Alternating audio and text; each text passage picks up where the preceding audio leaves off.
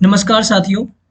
आज हम लोग ओवरलैप और न्यूट्रल सेक्शन से जुड़ा हुआ जो भी ऑब्जेक्टिव होगा उसका हम लोग आज डिस्कशन करेंगे। ठीक है, तो मैं ऐसा उम्मीद कर रहा हूँ कि आप लोग ओवरलैप और न्यूट्रल सेक्शन से जुड़े हुए जो भी प्रश्न होंगे या जो भी थ्योरी पार्ट होगा उसको आपने कवर कर लिया होगा। कहने का ये मतलब जो लेक्चर प्रोवाइड किया गया आपको ओवरलैप और न्यूट्रल सेक्शन से जुड़े हुए कह लीजिए, वो लेक्चर आप लोग देख लिए होंगे और होप सो आप समझ भी चुके होंगे कि ओवरलैप क्या होता है और न्यूट्रल सेक्शन क्या होता है। ठीक है, दोनों में अंतर है।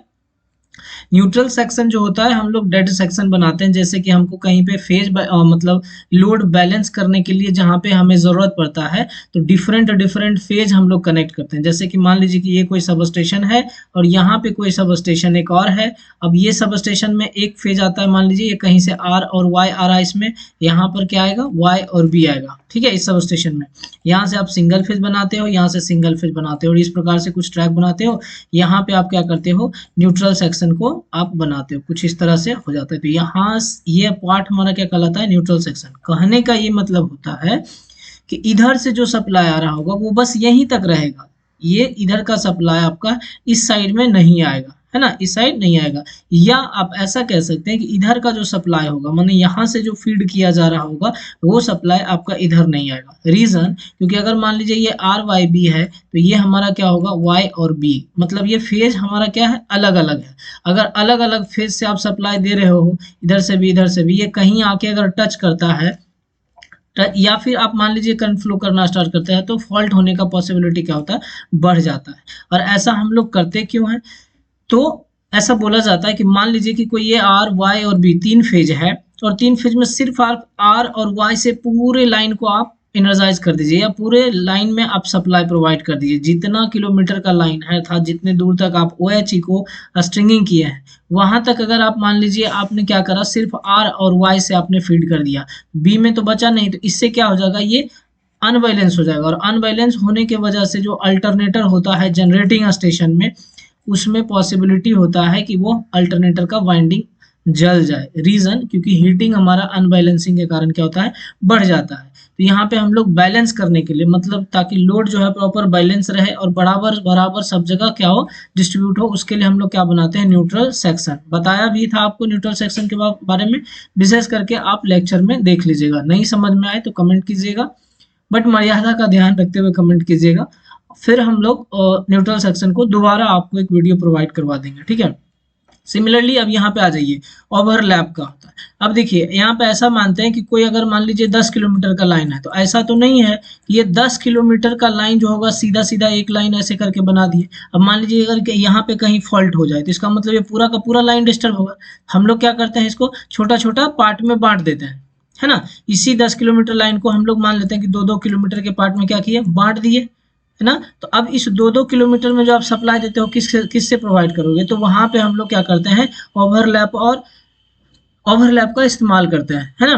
ताकि सेम फेज कह लीजिए, जैसे यहाँ पे कहीं आर और वाई से ही सप्लाई दिया जा रहा होगा, कोई ट्रांसफार्मर होगा सब स्टेशन में, वहां से आर वाई सप्लाई आ रहा होगा और सिंगल फेज फिर ट्रांसफार्मर से होकर के हमारे यहाँ इस पर फीड किया गया होगा। ठीक है, फीडिंग पोस्ट के द्वारा। तो सेम फेज हमारा यहाँ तक रहेगा, आर वाई तक है। तो इसके बीच में आप अलग अलग क्या करोगे, बांट दिए हो तो अलग अलग सप्लाई भी तो दोगे, है ना। अलग अलग अगर यहाँ बांटे हो तो अगर इसका सप्लाई होगा तो इसमें भी तो सप्लाई चाहिए, इसमें भी सप्लाई चाहिए, इसमें भी सप्लाई चाहिए। तो इसके लिए क्या किया जाता है, कुछ दूर तक पैरेलल, जैसे मान लीजिए कोई लाइन ऐसे यहाँ तक आना है और अब फिर क्या करना है, यहाँ से हमें कोई दूसरा ऐड करना है। तो हम ऐसा नहीं करते कि यहीं से ऐड करते हैं, क्या करते हैं, यहाँ से मान लीजिए कोई एक लाइन लेके चलते हैं ताकि हमारा मैकेनिकल बैलेंस भी क्या हो, बना रहे और किसी तरह का कोई फॉल्ट नहीं हो। तो यहाँ से कोई लाइन लेकर हम चले तो यहाँ क्या हुआ, ये लाइन और ये लाइन दोनों आपस में क्या हो गया, पैरेलल हो गया। और इसी से हम क्या करते हैं, जंपर के द्वारा यहाँ पे हम इसमें सप्लाई दे देते हैं। समझ में आई बात, यहाँ भी मास्ट रहेगा, यहाँ भी मास्ट रहेगा, यहाँ पे भी मास्ट रहेगा, यहाँ पे भी मास्ट रहेगा। कुछ इस तरह से किया जाता है जनरली। ये जो है ना स्पैन लेंथ आप जानते होंगे, मान लीजिए कि ये कोई एक स्पैन लेंथ होगा यहाँ पे, है ना, यहाँ पे एक स्पैन लेंथ होगा ऐसे। अब यहाँ तक तो सप्लाई आएगा सेम। अब मान लीजिए कि यहाँ से हमें फिर कहीं पे एक नया बनाना होगा दूसरा, है ना, कहीं दूसरा अगर बनाना होगा तो ऐसा तो नहीं है कि यहीं से बनाएंगे। तो हम क्या करते हैं, कुछ दूरी से लेके बनाते हैं। ठीक है, यहाँ से तो अब मान लीजिए यहाँ पे हम बना दिए, ऐसे कुछ बना दिए। ठीक, तो अब यहाँ पे भी हमारा क्या होगा, यहाँ पे आरटीडी लगा रहेगा, यहाँ पे भी आरटीडी लगेगा, ये भी आरटीडी है, ये भी आरटीडी है। अब क्या करना है, इससे सप्लाई लेकर के हमें इसमें फीड कर देना है। इससे सप्लाई लिए और इसमें क्या करना है, कनेक्ट कर देना है। ये आप जो इंसुलेटर रहता है, आइसोलेटर रहता है कह लीजिए, वो उसमें इंसुलेटर भी लगा रहता है, पीटीएफ कह लीजिए आपका। तो ये जो इंसुलेटर, कट इन इंसुलेटर बोलते हैं, पीटीएफ ही नहीं होता है, वो न्यूट्रल सेक्शन का प्रकार है। तो यहाँ पे क्या होता है, इसको ऐसे करके कनेक्ट कर देते हैं। अब यहाँ पे इंसुलेटर भी, आइसोलेटर भी लगा रहता है, जिसके द्वारा जंपर वायर से फिर कनेक्ट कर दिया जाता है, या सिर्फ और सिर्फ जंपर वायर भी क्या होता है, लगा हुआ रहता है। अलग अलग प्रकार का होता है जंपर वायर, जी प्रकार का होता है या एच टाइप, माने जी टाइप कह लीजिए या एच टाइप कह लीजिए, ये सब हमारा क्या होता है, जंपर वायर। उसके द्वारा हम लोग ऐसे क्या करते हैं, कनेक्ट कर देते हैं। तो उसे हम लोग बोलते हैं क्या, ओवरलैपिंग। अब ये ओवरलैपिंग होता कितने प्रकार का है, दो प्रकार का होता है। एक होता है आपका इंसुलेटेड ओवरलैप, है ना, बताया हुआ है भैया, अगर आप देखे होंगे लेक्चर तो डेफिनेटली आपको पता होगा। और एक होता है अनइंसुलेटेड ओवरलैप। क्या होता है, अनइंसुलेटेड ओवरलैप। अगर नहीं समझ में आए तो एक बार कमेंट जरूर कीजिएगा, बट ध्यान रखिएगा मर्यादा पूर्वक कमेंट कीजिएगा, और मैं इस पे एक और लेक्चर दोबारा बना दूंगा आपको, ठीक है ना, कि क्या होता है ओवरलैप और क्या होता है न्यूट्रल सेक्शन, दोनों के बारे में मैं आपको फिर से समझा दूंगा। क्लियर, होप सो क्लियर हो जाएगा। अब यहाँ पे क्या होता है कि OHE वायर और कॉन्टैक्ट वायर, OHE जो होता है मतलब कि कॉन्टैक्ट वायर, क्योंकि यहाँ पे ये कॉन्टैक्ट वायर होगा, ये कॉन्टैक्ट में, तो इसके बीच में कुछ प्रॉपर डिस्टेंस रहता है। तो इंसुलेटेड ओवरलैप रहता है तो उसमें 500 मीटर हो जाता है, अगर अनइंसुलेटेड रहता है तो उसमें 200 मीटर हो जाता है। तो कुछ इस तरह से क्या होता है कि दिया रहता है। तो यही सारा क्वेश्चन जो आपको ऑब्जेक्टिव में क्या होता है कि पूछा जाएगा। Clear, hope so. आगे बढ़ते हैं हम लोग, एक एक क्वेश्चन को डिस्कस करते हैं कि आखिर ये क्वेश्चन क्या क्या है, किस प्रकार से क्वेश्चन पूछे जाते हैं। ध्यान रखिएगा, ये आपके सेमेस्टर के एग्जाम के लिए बहुत ही महत्वपूर्ण है, और इससे आपको कुछ नहीं तो 2 या 3 सवाल तो डेफिनेटली आएंगे ही आएंगे किसी भी हाल पे। क्लियर, तो आप एक बार इसको जरूर देखिएगा, ठीक है, कि क्या क्या सवाल है, इसको आप एक बार देखिएगा जरूर, और कोशिश कीजिएगा कि अगर नोट कर पाते हैं तो नोट कर लीजिएगा। विशेष आप अगर ऑनलाइन जुड़ना चाह रहे हैं या फिर आप लेक्चर से रिगार्डिंग कोई अपडेट चाह रहे हो, तो आप स्टीम एकेडमी पे ज्वाइन कर सकते हैं। ये स्टीम एकेडमी है ना, ये स्टीम एकेडमी है। आप इसे टेलीग्राम पे सर्च कीजिएगा और वहां पे जाके आप इसको क्या कीजिएगा, ज्वाइन कर लीजिएगा, है ना। टेलीग्राम पे सर्च कीजिएगा, जो वहाँ पे ज्वाइन कर लीजिएगा। इससे जुड़े हुए जो भी अपडेट होगा वहाँ पे आपको इसका पीडीएफ भी अवेलेबल हो जाएगा, वहाँ पे आप पीडीएफ भी देख सकते हैं, पीडीएफ भी आपको वहाँ पे मिल जाएगा। और फिर लेक्चर से रिगार्डिंग कोई अपडेट भी होगा वो भी वहाँ पे मिल जाएगा। क्लियर, आइए हम लोग क्वेश्चन का डिस्कशन करते हैं। पहला नंबर सवाल देखिए, an arrangement of OHE over A track. किसी भी ट्रैक के ऊपर में कोई अरेंजमेंट, OHE का कोई अरेंजमेंट बनाते हैं, वेयर 2 सेट ऑफ OHE, जहाँ पे 2 सेट होता है। माने कि मान लीजिए कि 2 सेट कहने का मतलब समझिएगा, यहाँ पे ये तो एक कॉन्टैक्ट वायर हुआ और ये कैटनरी वायर हुआ। अब इसी सिमिलर वे में कह लीजिए कि एक और कॉन्टैक्ट वायर होगा और एक और कैटनरी वायर होगा, है ना, सिमिलर वे में कुछ इस प्रकार से, ठीक है। तो ये क्या हो गया, 2 सेट हो गया। तो 2 set of OHE conductor are run in parallel. अब ये ध्यान दीजिए, ये और ये भी पैरेलल में है, ये और ये भी पैरेलल में है, to each other for a short distance and provide a smooth passage for the pantograph is called. Clear है आपका। तो ये भी पैरेलल में है, ये भी पैरेलल में है, और इसका हाइट और इसका हाइट जहाँ पे आपका ओवरलैपिंग करते हैं। फॉर एन एग्जांपल आप कह लीजिए, जैसे एक यहाँ पे आपका मान लीजिए कि ये 3 स्पैन का ओवरलैप हो गया, ठीक है, 3 स्पैन का 2 स्पैन हुआ, ये तीसरा स्पैन हुआ। तो यहाँ से ऐसे करके क्या होगा, ऐसे आपका OHE बिछा हुआ रहेगा, तो यहाँ पे हमारा ओवरलैप बनता है। तो यहाँ पे क्या होगा, सिमिलर ये जो आपने बनाया है ना, तो ये यहाँ पे आपको 2 सेट दिखेगा, है ना। और इसको क्या कहते हैं, जंपर वायर से कनेक्ट कर दिया जाता है, ऐसे करके जंपर वायर से कनेक्ट कर दिया जाता है। तो उसे ही हम क्या बोलते हैं, ओवरलैप बोलते हैं। तो वही आपसे पूछा जा रहा है कि वैसा अरेंजमेंट जहाँ पे कि 2 सेट OHE का पैरेलल में रन कर रहा होता है शॉर्ट डिस्टेंस के लिए, बहुत ही छोटे दूरी के लिए, और ये कोई स्मूथ पासेज प्रोवाइड करता है पेंटोग्राफ, मतलब पेंटोग्राफ जो ट्रेन में लगे होते हैं, इंजन में, उसके लिए स्मूथ पासेज प्रोवाइड करता है। तो उसको क्या बोलते हैं, तो उसको हम लोग क्या बोलते हैं, ओवरलैप बोलते हैं। क्लियर, एक का करेक्ट आंसर क्या हो जाएगा, ऑप्शन सी। ध्यान रखिएगा, ये क्वेश्चन आपका पूछा हुआ है। चलिए दूसरे क्वेश्चन पे आते हैं हम लोग। दूसरा क्वेश्चन देखिए क्या है, कहता है कि इंसुलेटेड ओवरलैप इज रिक्वायर्ड। अब हम लोग इंसुलेटेड ओवरलैप करते हैं, आखिर क्यों करते हैं, इंसुलेटेड ओवरलैप क्यों करते हैं। तो हम लोग 2 सेक्शन को बांटने के लिए, मैंने मान लेते हैं कि ये कोई एलिमेंट्री सेक्शन ऐसे करके बनाया हुआ है ना, तो यहाँ से यहाँ अगर कोई एलिमेंट्री सेक्शन होगा, या एक और यहाँ से यहाँ होगा, तो इसी से हमें सप्लाई उठा के इसमें देना है। तो यहाँ तो या तो हम जंपर का इस्तेमाल कर सकते हैं, या फिर क्या करना है, माने कि कुछ दूरी ऐसे सपोर्ट रहेगा भैया, ऐसा नहीं कि मतलब दोनों फार अवे रहेगा। तो यहाँ से क्या होगा, OH यहाँ से आप जंपर वायर या इंसुलेटर के साथ आइसोलेटर के सारे हम लोग क्या करते हैं, कनेक्शन देते हैं। तो हम लोग क्या किए, इस सेक्शन और इस सेक्शन को हम लोग अलग अलग बांटने के लिए या फिर जोड़ने के लिए करते हैं। तो यहाँ पे ऑप्शन देखिए, OHE सेक्शनिंग पर्पस को, जो OHE होता है उसको हम लोग सेक्शन करने के लिए मतलब बांटने के लिए करते हैं, राइट। तो यही काम तो कर रहे हैं। तो इंसुलेटेड ओवरलैप का काम क्या होता है, कोई दो पार्ट को हम लोग, या कोई एक सेक्शन है उसको हम अलग अलग सेक्शन में बांट देते हैं, राइट ना। तो करेक्ट आंसर क्या हो जाएगा, option A is the correct answer. Insulated overlap किस लिए इस्तेमाल किया जाता है, तो इंसुलेटेड ओवरलैप आपका OHE सेक्शनिंग के लिए इस्तेमाल किया जाता है। So answer will be the option A, right. चलिए क्वेश्चन नंबर 3 पे आते हैं हम लोग। इन AC traction distance between two OHEs conductor in insulated overlap is kept. ध्यान दीजिएगा, डिस्टेंस बिटवीन कह रहा है कि जब आप इंसुलेटेड ओवरलैप की बात करते हो, तो इंसुलेटेड ओवरलैप में मैंने क्या बोला कि एक तो ये आपका कॉन्टैक्ट वायर रहेगा, ये दूसरा आपका OHE भी रहेगा, इसी के पैरेलल में एक और आपका कॉन्टैक्ट वायर रहेगा और ये OHE रहेगा। तो सवाल यहाँ पूछा जा रहा है कि इस कैटनरी में और इस कैटनरी के बीच में डिस्टेंस कितना रहेगा, और इस कॉन्टैक्ट वायर और इस कॉन्टैक्ट वायर के बीच में डिस्टेंस कितना रहेगा। तो जब आप ध्यान दीजिएगा, ये इंसुलेटेड ओवरलैप की बात करेगा तो ये 500 mm का डिस्टेंस रहता है, किसके बीच में भाई, ये पहले वाले OHE और ये दूसरे वाले OHE, ये पहले वाले कैटनरी और ये दूसरे वाले कैटनरी पे, ठीक है। ध्यान रखिएगा, इसमें जो होता है ना कैटनरी असेंबली जो होता है, डबल कैटनरी असेंबली का इस्तेमाल किया जाता है। तो इसका करेक्ट आंसर पहले तो आप देख लीजिए क्या होगा, 500 mm, है ना, 500 mm, ये भी ध्यान रखिएगा, ये भी पूछा हुआ क्वेश्चन है। नेक्स्ट क्वेश्चन है आपका, इन AC traction distance between the two OHEs conductor in uninsulated overlap. ठीक है, पहले पूछा था किसका, इंसुलेटेड ओवरलैप का, अब किसका पूछ रहा है, अनइंसुलेटेड ओवरलैप का। ध्यान कीजिए, इंसुलेटेड ओवरलैप में कितना होता था भैया, 500, तो इसमें कितना रहेगा, 200 रहेगा। समझ में आई बात। तो 4 का आंसर क्या हो जाएगा, ऑप्शन डी 200 mm। नेक्स्ट आते हैं, uninsulated overlap is provided in OHE because.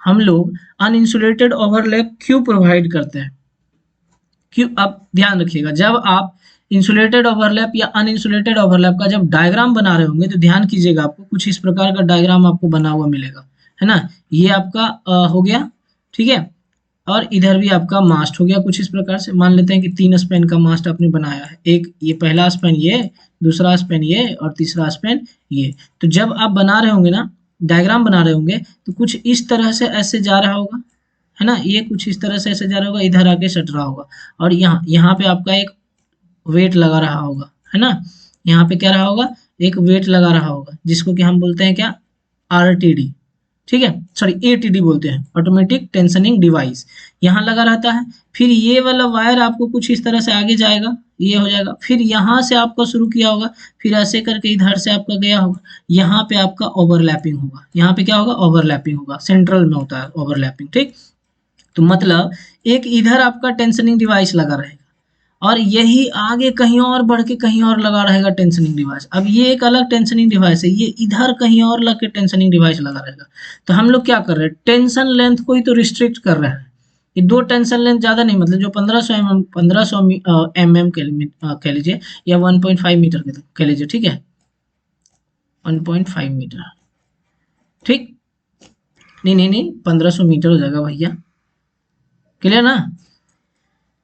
तो इतना का हमारा क्या होता है, 1500 मीटर, किलोमीटर हो जाएगा ना, 1.5 किलोमीटर, भाई इसको थोड़ा सा आप कैलकुलेशन कर लीजिएगा, मेरा थोड़ा कमजोर है। तो ये क्या हो गया, 1.5 किलोमीटर या 1500 मीटर का टेंशनिंग लेंथ रहता है। तो इसी टेंशनिंग लेंथ को हम लोग क्या करते हैं, रिस्ट्रिक्ट करने के लिए तो हम लोग ये ओवरलैप लगाते हैं, ताकि मान लीजिए कोई 2 अगर यहाँ रहता है टेंशनिंग, तो ये तो यहाँ टर्मिनेट हो जाएगा, ये यहाँ के टर्मिनेट हो जाएगा, तो इसका मतलब इतना ही लाइन रहेगा थोड़ी ना, इसके आगे भी तो लेके जाना है भाई। तो यहाँ फिर एक अलग लगाएंगे, फिर एक लगाएंगे, तो हम क्या कर रहे हैं, टेंशनिंग लेंथ को क्या कर रहे हैं, रिस्ट्रिक्ट कर रहे हैं। करेक्ट आंसर क्या हो जाएगा, to tension restrict the tensioning length. Clear है, 5 का आंसर क्या हो जाएगा, बी। इसको भी ध्यान रखिएगा, ये भी सवाल आपका क्या है, पूछा हुआ है, ठीक है। तो पूछा जाएगा कि अनइंसुलेटेड ओवरलैप हम लोग क्यों लगाते हैं, तो to restrict the tension length. Correct answer option B हो जाएगा। नेक्स्ट क्वेश्चन पे आ जाइए। नेक्स्ट क्वेश्चन कह रहा है आपका कि इन AC में बोला जा रहा है, AC traction, how many spans are required to construct an overlap on tangent track. ध्यान दीजिएगा, ये आपका इंपॉर्टेंट है। जनरली आप कह सकते हैं कि जो ओवरलैप होता है वो 3 स्पैन का और 4 स्पैन दोनों का होता है, ठीक है। आप 3 स्पैन का भी बना सकते हैं या फिर 4 स्पैन का भी आप जो है ओवरलैप बना सकते हैं। इधर में भी वो इंसुलेटेड ओवरलैप होगा या फिर अनइंसुलेटेड ओवरलैप होगा, लेकिन लोकेशन सबका क्या होता है, अलग अलग है। जैसे अब यहाँ टेंजेंट ट्रैक पे पूछ रहा है, कहीं पे पूछ देगा आपको कर्व ट्रैक पे, ठीक है। तो जहाँ पे टेंजेंट ट्रैक रहता है वहां पे आपका जो बनाया जाता है ओवरलैप वो कितने स्पैन का बनाया जाता है, 2 स्पैन का, 3 स्पैन या 4 स्पैन। 1 स्पैन और 2 स्पैन तो कहीं से होता ही नहीं है, इसको आप खत्म ही कर दीजिए। तो 3 स्पैन या 4 स्पैन, तो देखिए करेक्ट आंसर इसका हो जाएगा 3 स्पैन। जब टेंजेंट ट्रैक की बात करेगा, ठीक है, ध्यान रखिएगा, जब टेंजेंट ट्रैक की बात करेगा तब आपको उस वक्त में 3 स्पैन का इस्तेमाल किया जाता है, लेकिन यही चीज आपको पूछ देगा अगर कर्व ट्रैक पे तो ये 4 स्पैन हो जाता है, ध्यान दीजिएगा। तो यहाँ करेक्ट आंसर क्या हो जाएगा, सी, 6 का सी हो जाएगा। क्लियर। नेक्स्ट क्वेश्चन देखिए, in AC traction how many spans are required to construct an overlap on a track, ठीक है, क्लियर है। कर्व ट्रैक पे अब पूछा जा रहा है, अभी किस पे पूछा जाता है, टेंजेंट ट्रैक पे, अब पूछा क्या जा रहा है, कर्व ट्रैक पे। तो कर्व ट्रैक कैसा हो जाएगा, ऐसा कहीं पे जहाँ पे आपका मोड़ होगा और टेंजेंट आपका कहिए तो ऐसे कहीं स्लोप रहा होगा, तो वहां की बात करा जा रहा है, तो ऐसे जगह पे। तो जब आपका कर्व पे रहेगा तब कितना हो जाएगा, तो यहाँ पे आपको पहले बताया कि 4 स्पैन हो जाता है, ध्यान रखिएगा ये क्वेश्चन, ये बहुत ही इंपॉर्टेंट है, ये 4 स्पैन हो जाएगा करेक्ट आंसर। टेंजेंट पे 3 और कर्व पे 4। Next, normally insulated overlap are employed at location, जो बोला जाता है कि इंसुलेटेड ओवरलैप है वो कहाँ लगाया जाता है भाई, तो देखिए ये तो कहीं पे भी आप लगा सकते हैं। एसएसपी सब sectioning and parallel post, FP feeding post और बूस्टर ट्रांसफार्मर्स लोकेशन, जहाँ पे बूस्टर ट्रांसफार्मर का लोकेशन होता है वहां पे भी, ऑल ऑफ दिए वक्त, तो ये कहीं पे आप लगा सकते हैं। सो करेक्ट आंसर हो जाएगा ऑप्शन डी। नेक्स्ट क्वेश्चन आ जाइए, देखिए इन 4 span insulated overlap, 4 span insulated overlap की बात कर रहा है भैया, देखिएगा ये आपका एक हो गया, ऐसे समझ लीजिए, एक यहाँ ऐसे मान लीजिए 1 2 3 4, कितना स्पेन हुआ, एक स्पेन, ये 2 स्पेन, 3 स्पेन और 4 स्पेन, कुछ इस तरह से हुआ है ना। तो 4 स्पेन बोला ना कि distance between the centre of the 4 Spain, अब इसका सेंटर कुछ यहाँ पे होगा, जो सेंटर स्पेन होगा कुछ ये मान लेते हैं हम लोग सेंटर स्पेन है, ठीक है। तो अगर distance between the centre Spain जिसमें कि ओवरलैपिंग होगा वही हमारा सेंटर स्पेन में ही ओवरलैपिंग किया जाता है, ध्यान रखिएगा इस बात का। तो यहाँ पे मान लेते हैं अगर ये सेंटर स्पैन हो गया, तब बोला जा रहा है कि distance between the centre of the 4 span insulated overlap and anti creep should not be more than. अब एंटी क्रीप क्यों लगाया था ये ऑलरेडी आपको पता होगा, जब आप एडीडी का इस्तेमाल करते थे, मान लीजिए कि ये कोई मास्ट है और ये कोई मास्ट है ना, ये कोई दो मास्ट आप मान लीजिए, ये मास्ट है और ये मास्ट है, तो यहाँ पे आप क्या करते थे, एडीडी लगाते थे कुछ इस प्रकार से, है ना, यहाँ पे आपका वेट लगा रहता था, ऐसे करके आपका वेट लगा रहता था। तो क्या होता है कि मान लीजिए कि ये वाला वेट इधर खींचेगा तो ये वाला वायर हमारा सड़क के इधर आ जाएगा, राइट, लेकिन जब ये इधर खींचेगा तो ये वाला वायर सड़क के क्या होगा, इधर आ जाएगा, तो ये तो दिक्कत है। इसलिए हम क्या करते थे कि यहाँ पे एक एंटी क्रीपिंग मास्ट लगाते थे और यहाँ पे हम एक एंटी क्रीप लगा देते थे, क्लियर ना। अब इससे क्या हो जाता था कि इधर वाला जो ये जो वजन था, ये वेट जो था, ये इधर का इधर खींच के रखता था, लेकिन जब ये खींच रहा होता था, ये जो टेंशन देता था, तो ये वाला वायर इधर नहीं मूव करता था, मतलब फिक्स हो जाता था, ये जो आगे पीछे जो मतलब मूव करता था वो फिर मूवमेंट क्या होता है, रुक जाता है। तो ये जनरली कितना दूरी पे लगा जाता है, 750 मीटर पे, ये भी ध्यान में रखिएगा, है ना, 750, होप सो ये बता चुका हूँ मैं ऑलरेडी, 750 मीटर। तो वही पूछा जा रहा है कि anti creep should not be more than, anti creep और ये सेंट्रल स्पैन जो होता है 4 स्पैन इंसुलेटेड का, उसके बीच का जो डिस्टेंस होगा कितना से अधिक नहीं होना चाहिए, सवाल ये पूछा जा रहा है, ठीक है, ध्यान रखिएगा 600 मीटर से अधिक नहीं होना चाहिए, option C will be the right answer. Question number 10 पे आ जाइए, देखिए क्वेश्चन नंबर 10 क्या बोल रहा है, why distance between the centre of a 4 span insulated overlap and anti creep restricted up to 600 metre. कहा जा रहा है कि ऐसा क्या है, मतलब हम क्यों 4 स्पैन इंसुलेटेड ओवरलैप का जो सेंटर डिस्टेंस होता है और एंटी क्रीप जो होता है उसके बीच का जो डिस्टेंस है हम लोग 600 मीटर ही क्यों रखते हैं, ऐसा सवाल पूछा जा रहा है। तो हम लोग को क्या चाहिए भाई, जो ब्रैकेट असेंबली लगा हुआ है जिसके वजह से जिसके ऊपर या जिस पे सपोर्ट करके हम लोगों ने क्या करा, इंसुलेटेड ओवरलैप बनाया, कैटनरी असेंबली जो लगाया है हम लोग, जो हाँ ठीक है, ब्रैकेट असेंबली जो लगा रहे हैं उसको सपोर्ट, उसके सहारे हम लोग क्या किए हैं, ओवरलैप या OHE वायर या कैटनरी वायर को हम लोग सपोर्ट प्रोवाइड किए हैं। तो जब सपोर्ट प्रोवाइड किए हैं तो कैटनरी असेंबली जो लगा हुआ है उसके बीच में प्रॉपर आपका क्लियरेंस क्या हो बना रहे। कहने का मतलब मान लीजिए कि यहाँ पे आप ओवरलैपिंग, यहाँ कुछ हुआ, यहाँ पे भी आपका कैटनरी लगा रहेगा, मतलब असेंबली, यहाँ पे भी ब्रैकेट रहेगा। अब एक ये मास्ट ले लीजिए, इस पे भी आपका क्या रहेगा, ब्रैकेट लगा रहेगा। एक अब मान लेते हैं कि यहाँ कुछ एंटी क्रीप हो गया, यहाँ पे इस पे भी ब्रैकेट लगा रहेगा। तो कहा जा रहा है वही चीज कि यहाँ पे हम लोग रेस्ट्रिक्ट करते हैं, जैसे ये मान लीजिए सेंटर स्पेन है और यहाँ पे एंटी क्रीप, तो इसके बीच में हम 600 मीटर का दूरी रखते हैं, 600 मीटर का दूरी रखते हैं। जनरली आपका एक स्पैन कितना का होता है, 72 मीटर का होता है, ध्यान दीजिए, है ना, 72 मीटर का होता है। तो 600 मीटर हम लोग रखते हैं किसके बीच में, एंटी क्रीप और जो आपका फोर स्पैन सेंटर होता है, फोर स्पैन ओवरलैप का, उसके बीच की दूरी को हम लोग 600 मीटर। आखिर हम इसको रिस्ट्रिक्ट क्यों करते हैं, ताकि जो ये ब्रैकेट असेंबली यहाँ पे लगा रहे, उन सब के बीच में हमारा क्लियरेंस जो है बना रहे।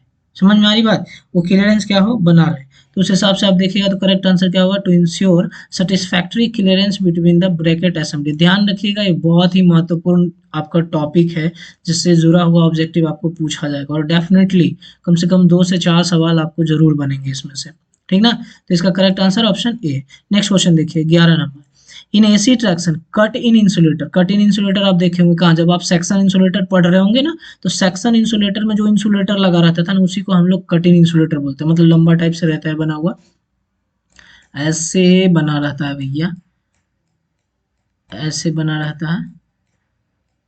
देखिए डायग्राम, अगर आप सेक्शन इंसुलेटर बनाए होंगे तो देखिएगा कुछ इस प्रकार से बना रहता है। इसी को हम लोग क्या बोल रहे हैं, कट इन इंसुलेटर बोलते हैं, ठीक ना। तो ये कट इन इंसुलेटर जो होता है आपका लगा हुआ रहता है, ठीक। तो वही पूछा जा रहा है कि एसी ट्रैक्शन में cut in insulator are provided at insulated overlap. Insulated overlap जो होता है हम आइसोलेटर के सहारे करते हैं। The distance of a cut in insulator from the mast, तो वो जो मास्ट होता है उस मास्ट से कट इन इंसुलेटर के बीच का डिस्टेंस कितना होता है, सवाल ये पूछा जा रहा है। क्लियर ना, है ना। तो इसका डिस्टेंस जो होता है ना 2 मीटर हो जाता है आपका, 2 मीटर रहना चाहिए। मैंने ये मास्ट है और यहाँ से 2 मीटर के बीच में आपको एक पहले कट इन इंसुलेटर यहाँ पे ऐसे इस प्रकार से आपको लगाया हुआ मिल जाएगा आपको, ठीक ना। चलिए नेक्स्ट क्वेश्चन देखिए आपको, question number 12, the normal desirable length of a zone where pantograph contacts both contact wire in overlap will be, है ना। कौन सा ऐसा, जैसे आप सीधा सीधा बोल रहे हैं कि जो सेंटर स्पैन होता है वहीं पे तो आपका जो पैरेलल वायर लगा रहता है ना, तो बोथ कॉन्टैक्ट वायर बोल रहा है। जहाँ पे ओवरलैपिंग कर रहे होंगे वहां पे 2 कॉन्टैक्ट वायर रहेगा। तो वही चीज बोल रहा है कि नॉर्मल डिजायरेबल लेंथ कितना होता है, उसका जो लेंथ होगा आपका ओवरलैप का वो कितना होता है ना, ठीक ना। तो देखिए इसका आंसर 609 मीटर हो जाएगा, मतलब 6 से 9 मीटर के बीच तक आपका ओवरलैपिंग किया हुआ मिलेगा, है ना। उतना दूर तक सपोर्ट रहता है, और उस दौरान में कह लीजिए कि जब 6 से 9 मीटर होता है, उस दौरान में क्या होता है कि जो पेंटोग्राफ होता है दोनों OHE वायर से कांटेक्ट करते हुए पास करता है। क्लियर, ये ध्यान रखिएगा इसको भी। नेक्स्ट क्वेश्चन नंबर 13 में आ जाइए, इन 3 स्पैन इंसुलेटेड ओवरलैप अरेंजमेंट। अब देखिए 3 स्पैन ओवरलैप अरेंजमेंट की बात कर रहा है। सेंटर स्पैन ऑफ और ओवरलैप स्पैन, सेंटर स्पैन और overlap span should not be less than. Overlap span या फिर सेंटर स्पैन जो होता है कम नहीं होना चाहिए, कितना से, आप सीधा सीधा बोलते हैं, सीधा ऐसा मान लेते हैं कि जो सेंटर स्पैन होता है ना, सेंटर स्पैन कैसे, जैसे कि मान लीजिए ये एक स्पैन हुआ, 2 स्पैन हुआ और ये 3 स्पैन, तो इसका सेंटर स्पैन क्या हो गया, ये वाला हमारा सेंटर स्पैन। तो ये सेंटर स्पैन कितना होता है किस केस में भैया, 3 स्पैन के केस में। समझ में आ रहा है। अच्छा उसके बाद भी है आपका एक क्वेश्चन, ये इंसुलेटेड ओवरलैप की बात कर दे रहा है ना। तो इंसुलेटेड ओवरलैप के केस में कितना होता है ये सेंटर स्पैन, देखिए 58.5 मीटर होता है। ध्यान रखिएगा इसको, ये भी पूछा हुआ सवाल है, 58.5 मीटर। नेक्स्ट क्वेश्चन आ जाइए, क्वेश्चन नंबर 14 में, इन 3 स्पैन अनइंसुलेटेड ओवरलैप, जो अनइंसुलेटेड ओवरलैप अरेंजमेंट होता है उसमें सेंटर स्पैन और overlap span should not be less than. अब देखिए फिर से ये इंसुलेटेड पूछ रहा था, अब किससे पूछ रहा, अनइंसुलेटेड। आपको देखिए दोनों चीज बताए हैं, 3 स्पैन इंसुलेटेड ओवरलैप और 3 span uninsulated overlap, 4 span insulated overlap और 4 स्पैन अनइंसुलेटेड ओवरलैप। अगर आप लेक्चर देखेंगे तो डेफिनेटली आपका ये क्लियर होगा, और अगर नहीं समझ में आता है तो एक बार बताइएगा, हम इस पर जरूर सा वीडियो बना के आपको प्रोवाइड करवा दूंगा। यहाँ देखिए अनइंसुलेटेड ओवरलैप हो गया, पूछा जा रहा है कि 3 स्पैन में अनइंसुलेटेड ओवरलैप में जो सेंटर स्पैन होगा वो कितने का होता है। क्लियर ना, ये देखिए 54 मीटर का हो जाता है।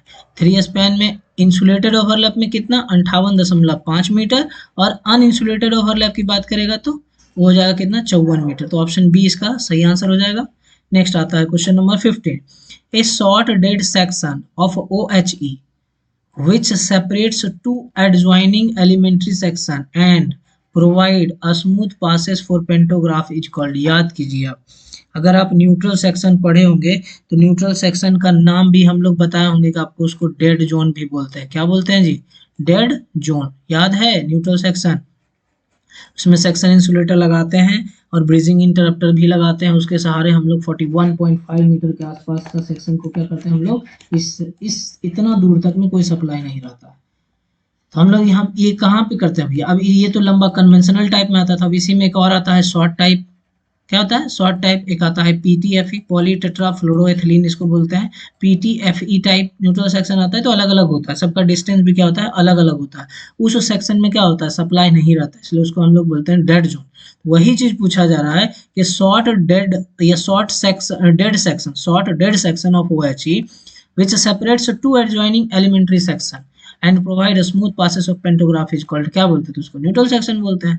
देखिए इसका आंसर क्या हो जाएगा, ऑप्शन सी करेक्ट हो जाएगा, ठीक ना। क्वेश्चन नंबर 16 में आइए, देखिए 16 में क्वेश्चन क्या बोल रहा है कि normally which type of a neutral section have been adopted by Indian railway. Indian railway में किस प्रकार का न्यूट्रल सेक्शन को अडॉप्ट किया गया है? देखिए ओवरलैप टाइप, ये भी आपको मैंने बताया है। ओवरलैप भी हमारा सप्लाई तो उसमें भी चाहिएगा, तो आपका नहीं नहीं अगर कनेक्ट कीजिएगा तो नहीं रहेगा।